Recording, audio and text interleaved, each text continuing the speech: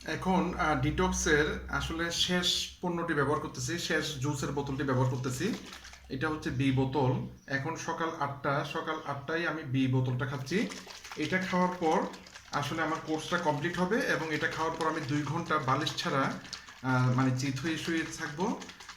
কোনো ধরনের অ্যাক্টিভিটিস করব না। 2 ঘন্টা পর উঠে এরপর আমি মানে খাবার খেতে পারবো বা বাকি কাজগুলো করতে পারবো। তো এটা ব্যবহার করার আগে ভালো করে এইভাবে নেড়ে নিতে হবে। ভালো করে নেড়ে নেওয়ার পর তারপর পুরো জুসটা পান করতে হবে।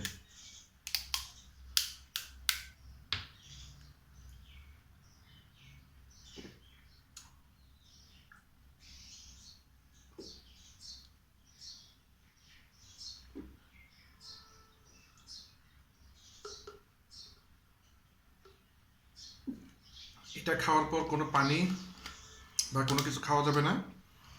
সরাসরি 2 ঘন্টা রেস্ট। ধন্যবাদ।